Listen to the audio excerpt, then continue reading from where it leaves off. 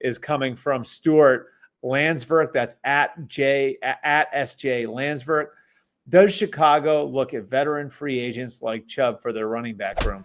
Stuart, I think for right now, they're probably going to try to get a longer look at what they've already got on the roster. That, of course, starts with DeAndre Swift.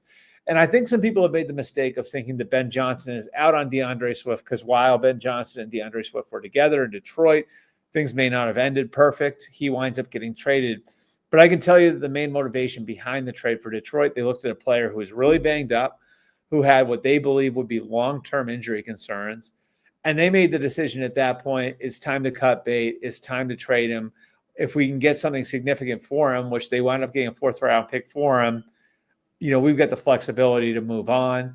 That, of course, was the year that they went out and got Jahmyr Gibbs in the draft. So they did have that flexibility. They wind up going and getting David Montgomery that offseason.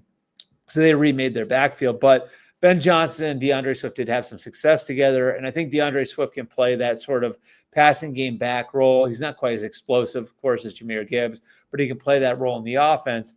And then it'll be interesting for me to see what they get out of Rojan Johnson. Now, Rojan Johnson, when he came out a couple of years ago, was one of these guys that was sort of seen as a sleeper who had a lot of physical ability but played behind Bijan Robinson at Texas.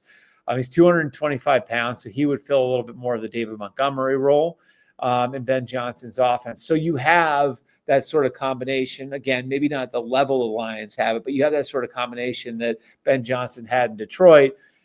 Now they'll get 4 or 5 weeks to really get a hard look at what they've got at the position, get to see those guys in more competitive situations, and I think they plan for there. I would never rule out the idea that they could make another move there. I think that's certainly possible. But just for the here and the now, my guess would be they want to get a good look at what they've got in Swift and Johnson